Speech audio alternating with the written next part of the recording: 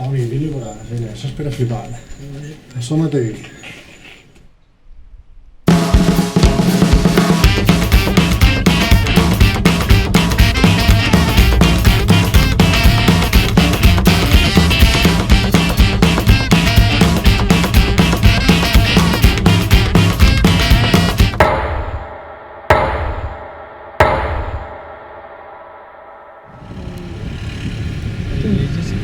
Hay una plaza, ¿no? I el mar. Sí? El mar.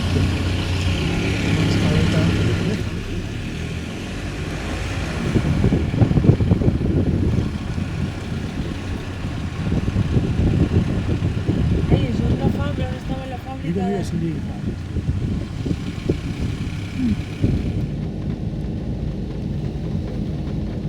Esto ahora parece ser que es propietario, pero porque los historiadores han encontrado los propietarios, pero ni se sabía. Había embargos y de cosas, y ahora creo que hay propietarios que están litigando. Esto es muy grande. Yo he conocido aquí vivir colonos y he conocido gente de la Renfe que vivía aquí había una estación, ¿Dónde está la estación? pero ya no queda nada. Nada. Esto al no haber propietarios y pues ha ido gracias a que ha habido gente que se apoderó de las casas o que eran colonos que se las traspasaron a otros. Aquí hay casas que se han vendido sin poderse vender.